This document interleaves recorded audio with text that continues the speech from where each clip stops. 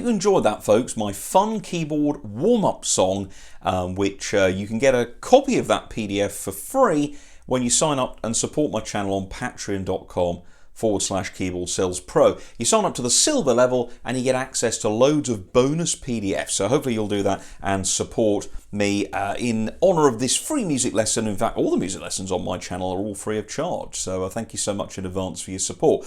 But I think it's important that when we start playing a music session, you know, we used to do our scales and things, didn't we?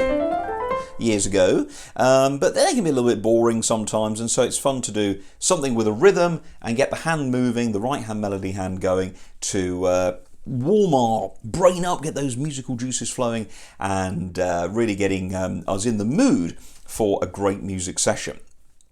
So we're going to put a little bit of the music on the screen just so you can follow. But so don't forget, if you want to get the PDF, sign up at patreon.com. Thank you so much in advance, and do hit the old subscribe button and give us a thumbs up if you're enjoying my content on the channel. So we're going to start with a little up and down scale. So you can see this on the first line. Look, we've got C, D, E, F, G, F, E, D, C, G, C. Now that gives us a very important thing. It gives us a half a scale.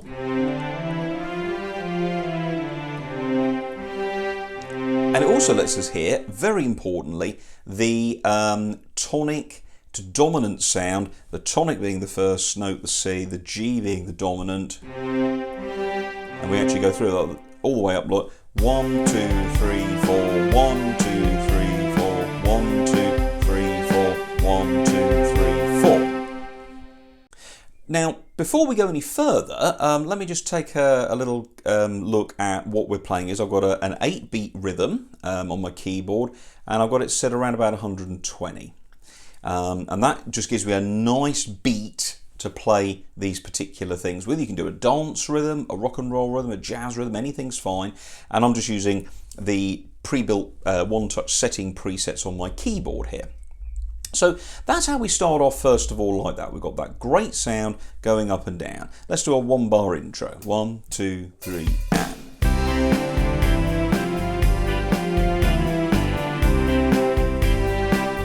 And the next line, F chord.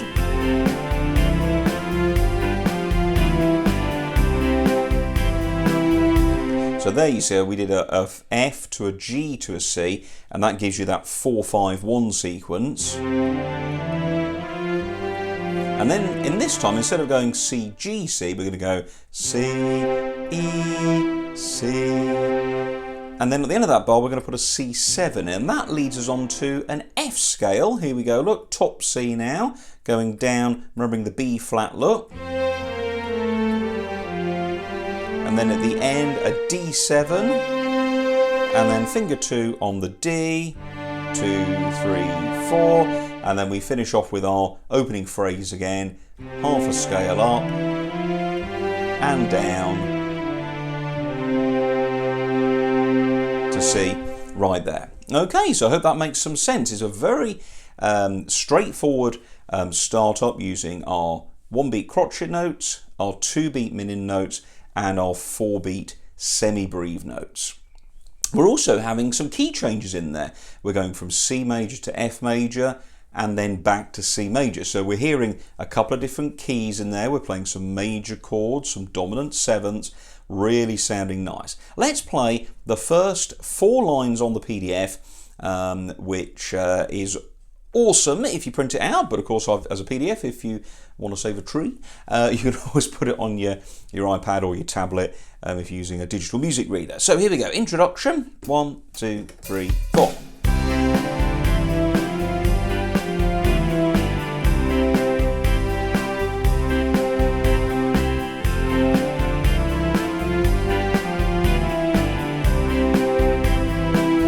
C7, C down to F, 2, 3, 2 on D with the G7, up and down.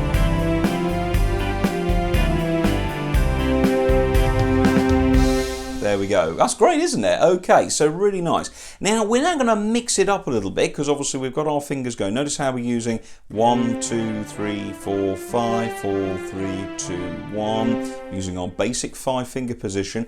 And if you want to play these legato, you can do. And if you want to mix it up a bit, why not play them separated, detached?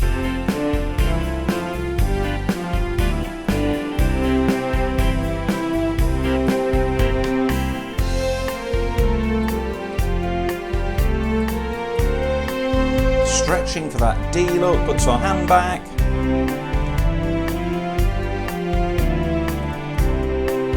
Okay, D7.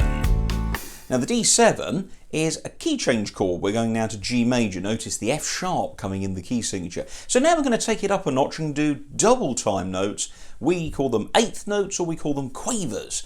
Okay, now a bit more going on with the chords now. So we're going to do chords 2 per bar. Look, we're going to go G chord. And then we're going to play the A again. And then just move the hand up a little bit.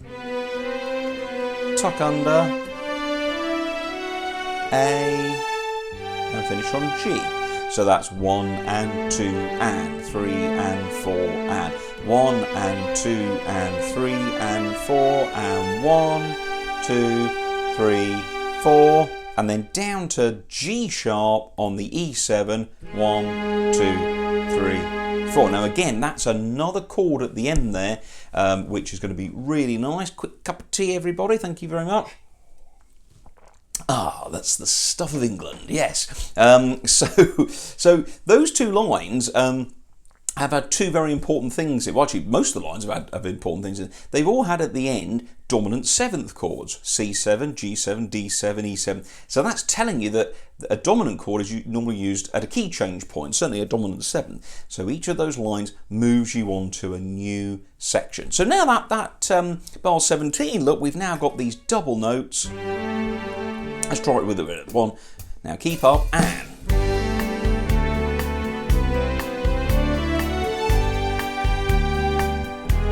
Okay, now our next line goes to A minor. Now that's C major's musical cousin.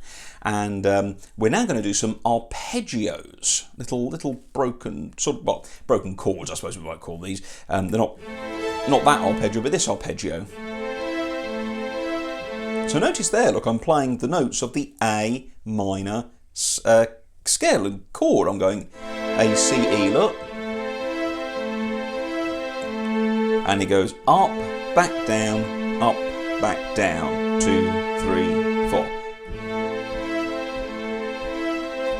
Good, and then we go to D minor on the next page. 1, 2, 3, 4. Repeat the A minor again. So that gets our hand moving in those little jumps, doesn't it? Moving from space to space to space for A, C, E, and also space to space to space for D, F, A. And of course, if we had lines, it would be line to line to line. That's how those movements are. So let's try that a little bit with the rhythm. Here we go. Bar 21, the minor section. 2, 3, and.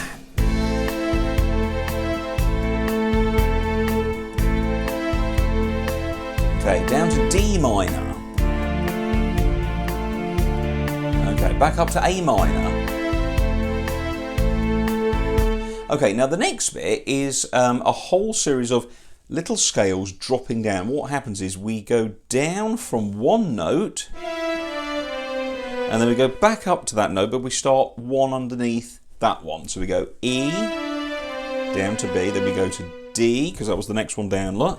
Do that same run, then go to C. Going to put a G sharp in because we're in a minor key, and then we're going to go B, G sharp, F sharp, E. So notice that I was going da da da da da da da da da da da da da da da da, and that's because, indeed, that is a sequence that happens in music. Little groups of notes go one down, same sequence, and they drop one underneath the original note each time.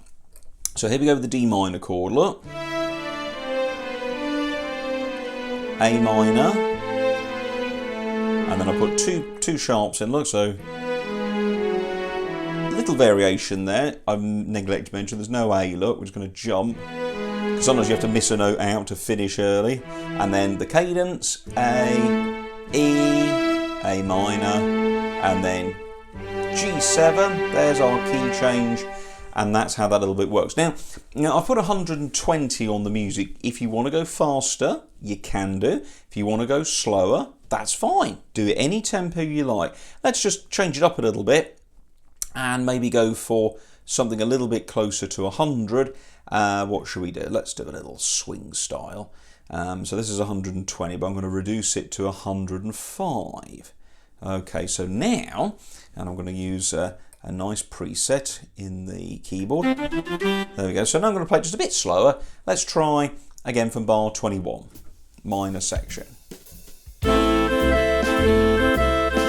3, 4, 1 and 2. There we go.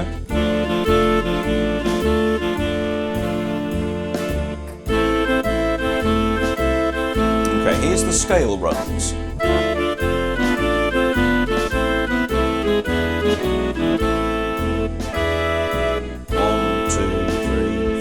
Here's the last bit.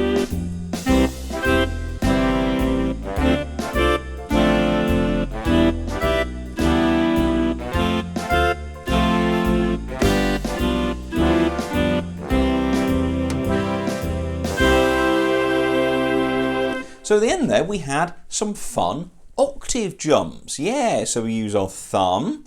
Now some people say, maybe some of my more, what should we say, mature players, sometimes have a little problem with the hand stretching an octave, and that's fine. We all have different hands, different uses of our hands over our lives with work and hobbies and sport, and of course sometimes nature can unfortunately inhibit us a little bit. So if you can't quite stretch the octave, just keep your little finger nearby and bring the thumb away, look, just like a little, rolling a ball back and forth like that. Okay. There we go. D, D, D, E, E, E, F, F, F. Bring the little finger back to G. And then a final C at the end there. So that is good because that gets us jumping around, doesn't it? Here we go then. 2, 3, 4. Going up the chords, E minor, F major, G goes home to C, ending and... So there we go guys, my fun keyboard warm-up sheet. We might do another one of those, maybe part 2. But thanks for watching gang, hit subscribe, give us a thumbs up, and if you want to share the video around with your musical friends or on your social media platforms, please do so. And if you'd like to get that fun keyboard warm-up sheet for your home keyboard, home organ or piano, please do support my channel Keyboard Skills Pro via patreon.com/Keyboard Skills Pro, and you can download that when you sign up for the silver level or higher. Hope that's going to be a great use to you, getting your fingers going, getting your brain in music mode before you start doing your main practice or your main playing session. Whatever you're doing, that's got to be absolutely great. Thanks for watching everybody, and well, we'll see you soon for another fun music lesson here on Keyboard Skills Pro. Thanks for watching. Cheerio.